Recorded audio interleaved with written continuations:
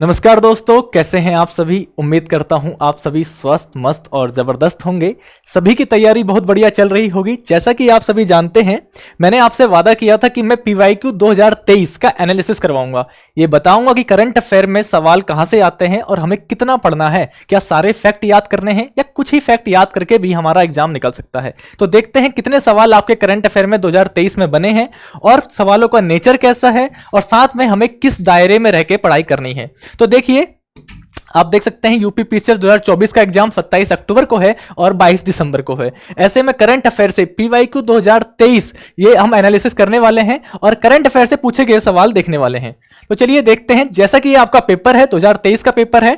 हालांकि इसमें आपको कुछ दिख नहीं रहा होगा, हो सकता है बहुत धुंधला दिख रहा हो, लेकिन मैंने जो सवाल रखे हैं वो अलग से जूम करके PPT बनवा के रखे हैं। आप बस देखते रहिए। अभी सिर्फ आप एक बार नजर मार लीजिए, इसके बाद आपकी PPT आएगी जहां पर आपको क्लियर दिखाई देगा। तो आप देख सकते हैं, ये देखिए 71 से सवाल शुरू है, 71 से करंट अफेयर का सवाल शुरू है। 71, 72, 73, 74, 75, 76 इस तरीके से लगातार ये करंट के सवाल हैं। ठीक है, अभी मैं आपको सिर्फ ऐसे दिखा रहा हूं। अभी मैं PPT के माध्यम से आपको पहले एक एक करके सवालों का एनालिसिस करवाऊंगा।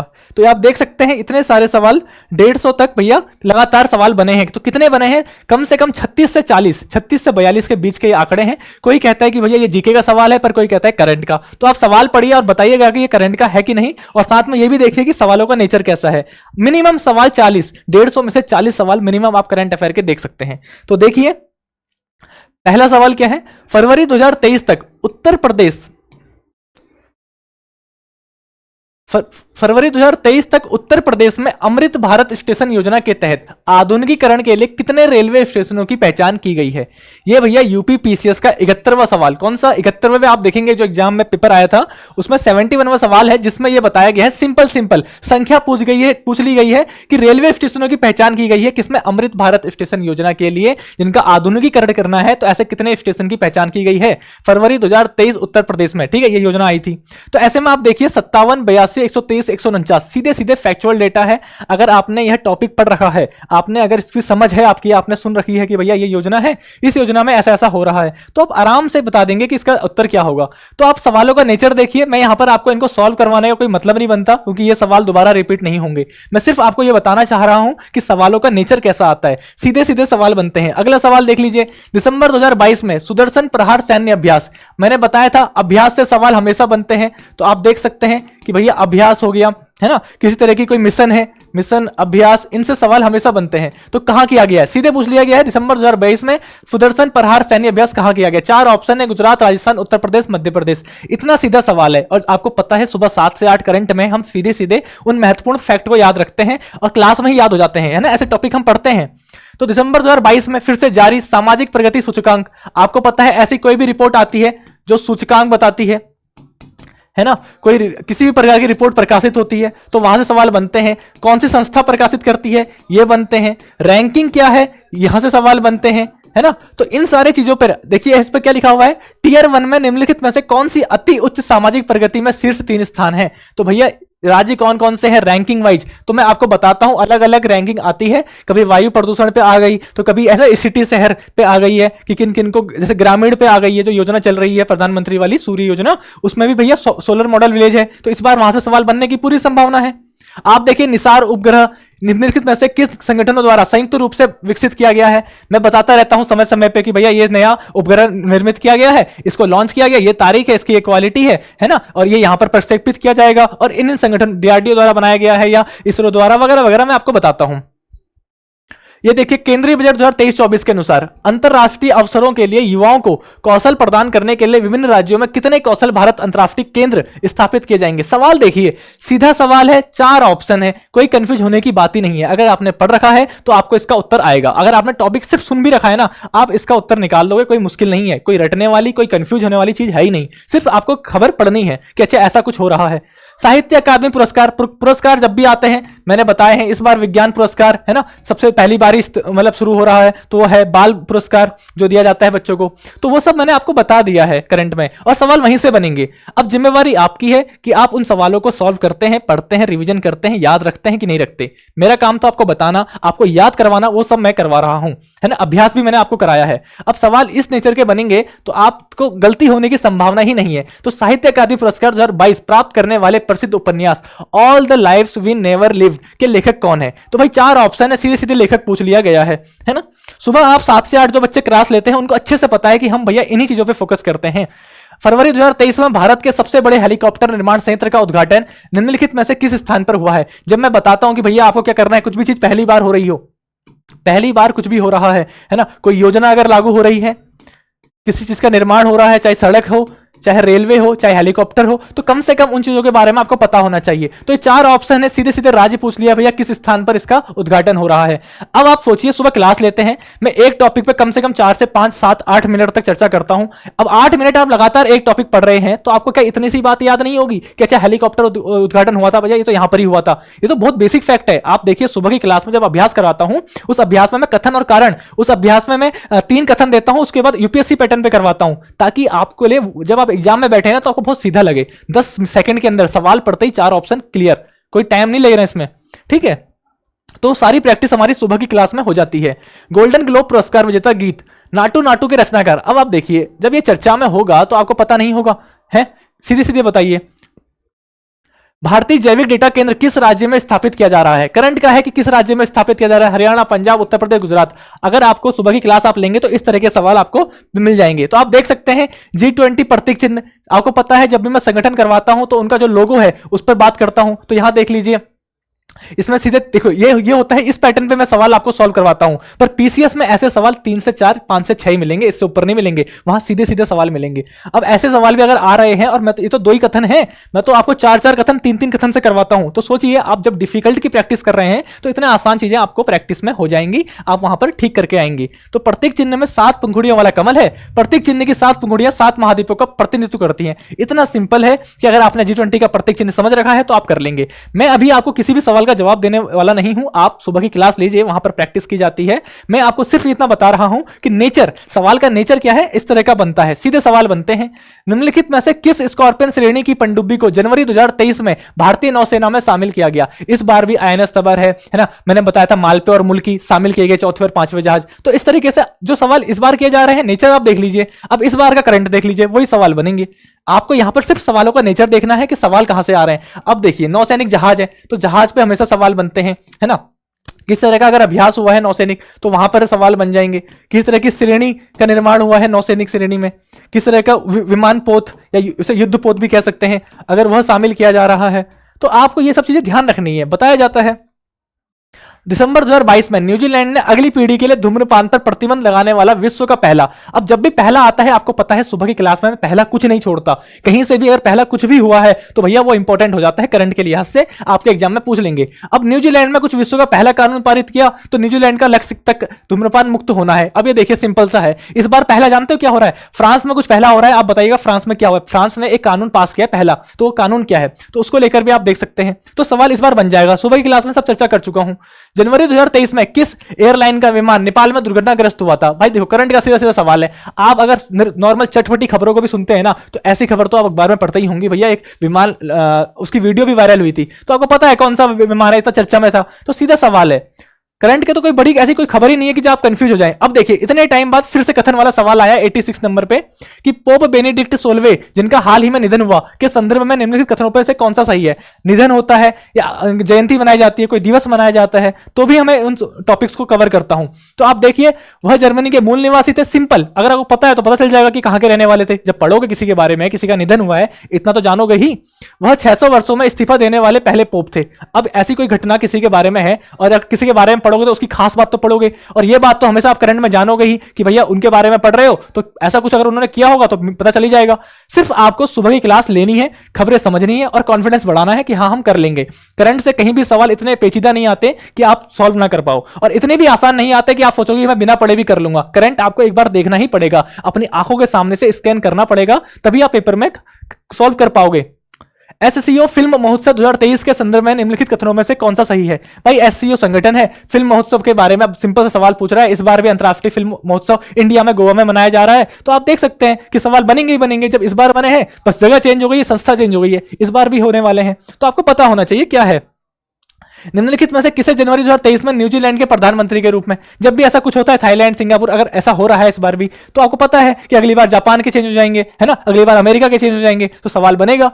ठीक है, तो ये देख सकते हैं कि सिंपल सवाल है, कोई इतना मुश्किल नहीं। वन डे एग्जाम, अगर आप यूपी पुलिस की भी तैयारी करते हैं ना, तब भी आप इन सवालों को सॉल्व कर सकते हैं, इतने सीधे सवाल हैं। बशर्ते आपके अंदर का डर बना हुआ है कि भैया करंट सवाल बहुत सारे आते हैं, हम अपना हिस्ट्री, पॉलिटी, ज्योग्राफी तैयार कर लें, करंट को छोड़ सकते हैं, या करंट तो लास्ट के 5 दिन में भी तैयार हो जाएगा। ऐसा नहीं है, करंट की खबरें बहुत सारी हैं, आपको सब पढ़ना है, उसमें से ये चीजें याद रखनी है। इतना आसान भी कोई चीज नहीं होती। बशर्ते आप अगर डेली बेसिस पे करंट करते हैं, तो ये सवाल आप सीधे सीधे आपकी मुट्ठी में है। अगर आपने डेली बेसिस पे करंट नहीं किया, लास्ट के 10 दिन में सोचते हैं कि मैं मैराथन ले लूंगा और मैं अगर एक मैगजीन पढ़ लूंगा पूरे ईयर की तो हो जाएगा, ऐसा नहीं होता। इतने सारे फैक्ट डेटा लास्ट टाइम पे याद रखना बेहद मुश्किल होते हैं, और वहां अगर आपको याद आ भी गया तो आप कंफ्यूज हो जाएंगे कि ये सही था कि ये सही था, और आते हुए सवाल गलत करना बेवकूफी कहलाती है। ठीक है, तो आप देखिए उत्तर प्रदेश के, जो उत्तर प्रदेश का करंट है, सवाल वहां से भी बने हैं। निम्नलिखित शहरों में से कौन सा शहर भारत की अध्यक्षता के दौरान G20 के 200 सत्रों में से 11 बैठकों के लिए स्थल के रूप में शामिल नहीं है? तो आप देख सकते हैं किस तरीके सिंपल सवाल है। अगर आपको अपने स्टेट के बारे में बेसिक पता है जो चर्चा में रहने वाला है, तो आप कर लेंगे। इसमें कुछ ऐसा है नहीं कि जो आप भूल जाएंगे। नीचे 2 कथन है, देखिए अब जाके एक कथन और करण वाला सवाल आया है, जबकि यूपीएससी में हर तीसरा सवाल, हर दूसरा सवाल ये वाला होता है। और यहां पर आप देखिए कि इतने 10 सवालों के बाद एक सवाल दिख रहा है कि नीचे 2 कथन हैं, जिसमें से एक को अभिकथन और दूसरे को कारण कहा गया है। अभिकथन कहता है फरवरी 2023 में 12 चीतों को दक्षिण अफ्रीका से भारत लाया गया है, और कारण क्या है कि चीतों की आबादी को सुधारना भारत की प्राथमिकता है। सही बात है, तो आप इस तरीके से आप कह सकते हैं कि कथन और कारण का क्या संबंध है। सीधे सवाल है, करंट में अगर पढ़ रहा होगा तो कोई दिक्कत नहीं आएगी, और सुबह की क्लास में हर एक टॉपिक हम ऐसा कवर करते हैं। डिकेन विश्वविद्यालय के संदर्भ में दोबारा से वही सवाल है, ठीक है ना, भारत में प्रवेश करने वाला पहला विदेशी। अब पहला विदेशी विश्वविद्यालय है तो आपको करंट में पता होना चाहिए, है ना, महाराष्ट्र में स्थापित किया जा रहा है। अगर ऐसा कुछ भी होता है तो हमें भैया सुबह की क्लास में पढ़ाया जाता है, तो आप बेफिक्र रहिए। ये देखिए, मूल के किस व्यवसायी को साउथ वार्क के लंदन बरो का मेयर दूसरी बार चुना गया है? सिंपल है, 25 दिसंबर 2022 को निम्नलिखित में से किस देश द्वारा 1 जनवरी 2005 के बाद जन्मे हुए पुरुषों के लिए 1 वर्ष की सैनिक सेवा अनिवार्य कर दी है? करंट का ऐसा कुछ खबर होगी तो 2022-23 का, 2024 में, 2023-22 का, 2023 में आना बनता है। ये सब 2022 के हैं, तो 2023 के एग्जाम में पूछे गए। अब 2023 का करंट, 2024 का करंट भैया अक्टूबर में एग्जाम में पूछा जाएगा, सीधा पूछा जाएगा। अगर आप नहीं पढ़ोगे तो आपके सवाल सॉल्व नहीं होंगे। तो आप ध्यान रखिए कितना आपको पढ़ना है, कहां से पढ़ना है। सीधे सीधे स्टेट पूछ रहा है, देख रहे हो ऑप्शन, देख रहे हो आप कितने सीधे हैं कि किस देश के केंद्रीय बैंक ने अपने करेंसी नोट से ब्रिटिश राजशाही को हटाने की घोषणा करी है। और मैं ऐसे सवाल करंट के छोड़ता ही नहीं हूं, ऐसा कुछ भी हुआ होगा तो। निम्नलिखित में से किस सिद्ध दोष के आधार पर फरवरी 2023 को ब्रिटिश प्रधानमंत्री ऋषि सुनक द्वारा अपनी सरकार से वित्त मंत्री नदीम जवाही को हटा दिया गया था? भैया कौन सा दोष लगा था उन पे? ठीक है, ये सिंपल है। अगर ऐसा कुछ चटपटी खबर चर्चा में रहती है तो आपके करंट की क्लास में मिलती है। नेचर देख रहे हैं आप, सिर्फ नेचर देखिए। mRNA वैक्सीन है जिसका उपयोग कोविड-19 संक्रमण के विरुद्ध किया जाता है। ये साइंस टेक का भी हो सकता है, पर कोविड-19 एक मतलब करंट का है और लगातार महामारी, जैसे इस बार एमपॉक्स, मोंकी पॉक्स चर्चा में है, सवाल बन सकता है। अगर आप नहीं जागरूक है तो भैया आप इतना सवाल, सिंपल सवाल भी गलत कर देंगे। जबकि मोंकी पॉक्स ऐसा नहीं पहली बार ऐसा हो रहा है, पहले भी देश में इसकी खबर मतलब आए हैं, मामले आए हैं, लेकिन इस बार इसको विश्व आपदा घोषित कर दिया गया है ना, शुरुआत कांगो से। तो इस तरह की जो खबरें हैं आपको पता होनी चाहिए, सुबह की क्लास में हम पढ़ते हैं। विश्व में ग्रीन हाउस गैसों के उत्सर्जन में भारत किस स्थान पर है? तो ये देखिए स्थान रैंकिंग, इस बार वायु प्रदूषण में नंबर 1 पे आया है, रिपोर्ट आई है, तो आपको पता होना चाहिए, है ना। प्लास्टिक प्रदूषण में, वायु प्रदूषण, प्लास्टिक प्रदूषण में।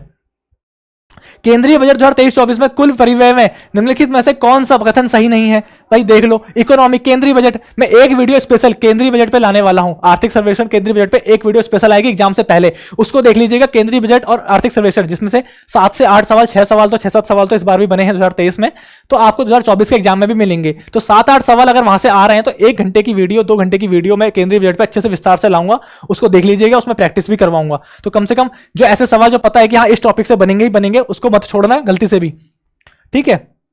2022-23 के लिए गरीबी उन्मूलन के लिए अंतर्राष्ट्रीय दिवस का विषय क्या था? विषय थीम पे, जिस वो बच्चे पढ़ते हैं उन्हें पता है, मैं थीम पे सवाल करवाता हूं, है ना। यूं ही मैं ऐसा नहीं कहता कि थीम याद कर लो, जरूरी इसलिए कहता हूं सवाल बनते हैं। और देख लीजिए 22-23 का ही है, करंट का है।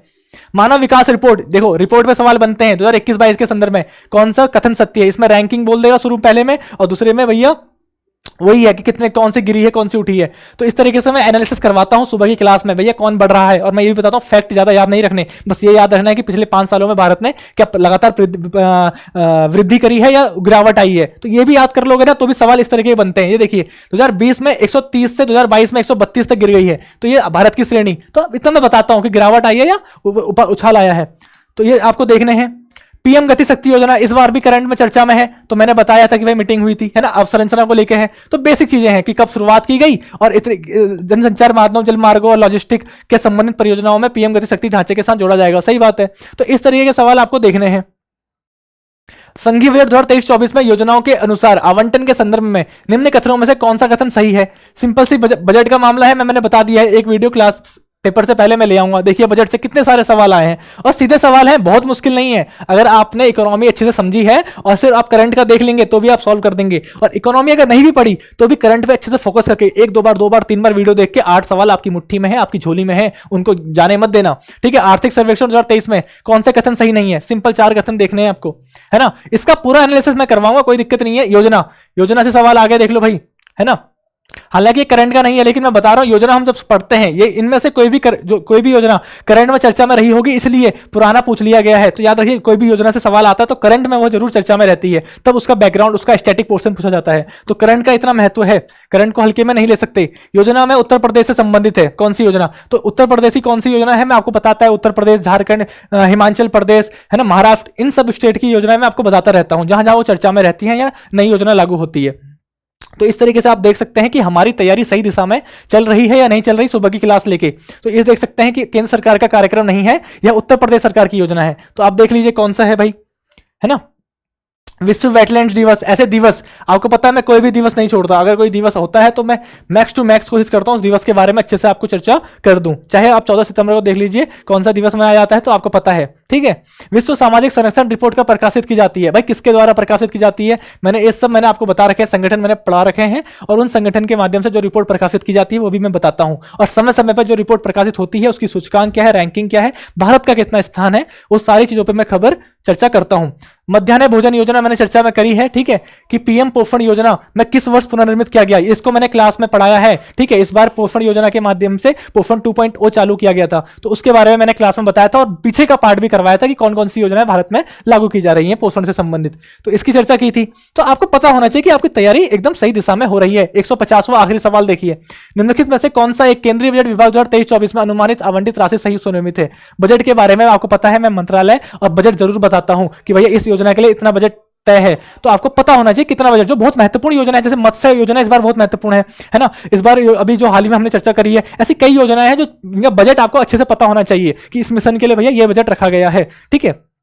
तो इस तरीके से आपकी तैयारी अगर आप इस तरीके से पढ़ते हैं तो बहुत बढ़िया। अब सवाल आता है कि भैया कहां कहां से सवाल पढ़े, कितने सारे टॉपिक हैं, हम खुद कैसे पहचाने। तो 2 तरीके हैं, एक आप देखिए सिलेबस और एक देखिए पीवाईक्यू। पर करंट अफेयर में तो कुछ सिलेबस ही नहीं है, उसमें तो लिखा है भैया राज्य विशेष करंट अफेयर पढ़िए और राष्ट्रीय और अंतरराष्ट्रीय महत्व की सामयिक घटनाएं, इतना ही लिखा है प्रीलिम्स के लिए। तो ऐसे में मैं पीवाईक्यू का एनालिसिस करके मैं ये कुछ टॉपिक लाया हूं, जहां भी आप खड़े हैं, जहां चर्चा हो रही है, जहां अपने आंख और कान खुले रखिए, जहां कुछ सुनाई दे रहा है कि भैया इस टॉपिक से संबंधित कुछ खबर है, जल्दी से नोट कर लीजिए, जल्दी से सुन लीजिए क्या मामला है, पेपर में याद आ जाएगा आपको। देखिए सरकारी परियोजनाएं, ऑपरेशन, अभियान, और पहले यहां से सवाल बनते हैं।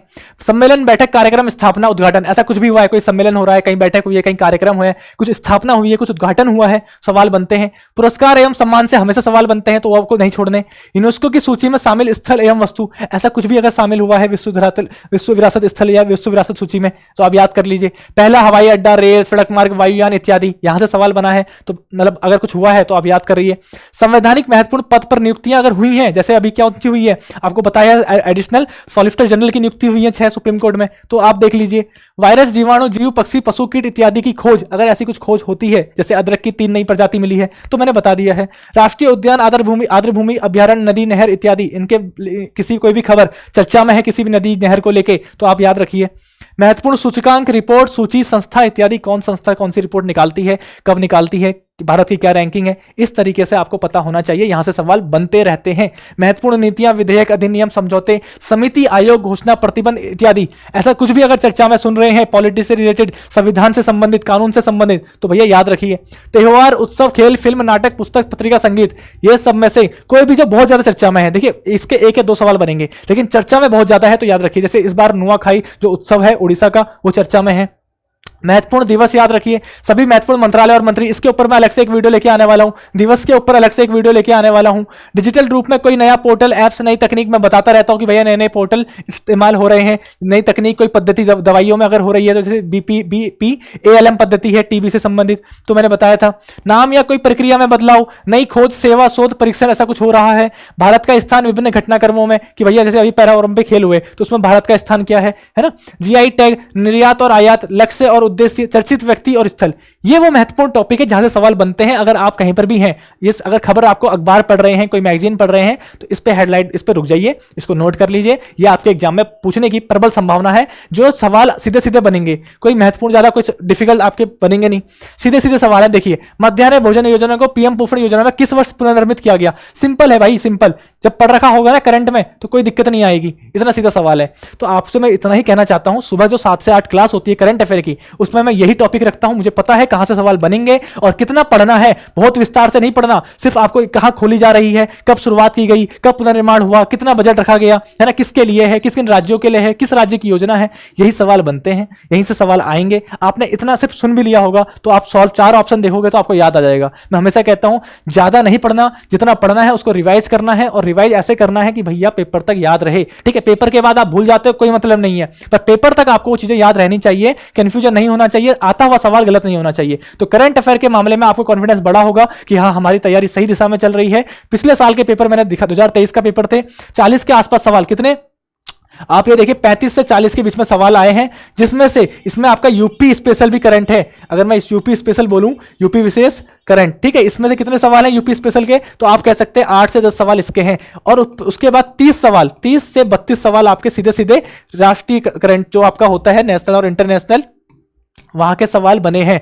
तो आप कह सकते हैं करंट अफेयर से 35 से 40 सवाल हर वर्ष पूछे जा रहे हैं। मैंने आपको प्रूफ दिखा दिया है, बस आपको क्या करना है, सुबह 7 से 8 करंट की क्लास होती है, एक बार देख लीजिए। अगर आपको लगे भैया कंटेंट में मजा नहीं है, कोई मजा नहीं आ रहा, समझ नहीं आ रहा, पता नहीं क्या पढ़ा रहे हैं, तो क्लास मत लीजिएगा, और कमेंट करके जरूर जाइएगा सर हमें समझ नहीं आया, ठीक है, इतना जरूर लिख के जाइएगा। लेकिन अगर आप सुबह क्लास लें और ये देखिए कि अगर आपको क्लास में पसंद आ रही है, कंटेंट अच्छा लग रहा है, तो भैया निरंतर क्लास लीजिए और अपना सिलेक्शन लेके घर बैठिए, मौज करिए। ठीक है, हमेशा तैयारी करना सही बात नहीं है, एक उम्र तक अच्छी लगती है, पर 25 के बाद 24 के बाद आप तैयारी करेंगे और 30 तक तैयारी ही करते रहेंगे तो फिर क्या फायदा उस तैयारी का, है ना। उम्र का आधा हिस्सा तो आपने तैयारी में निकाल दिया। तो जल्दी से सिलेक्शन लीजिए, सही तरीके से पढ़िए, और सुबह 7 से 8 करंट अफेयर क्लास में जुड़िएगा। कमेंट बॉक्स में बताइए क्लास कैसी लगी। नमस्कार, धन्यवाद।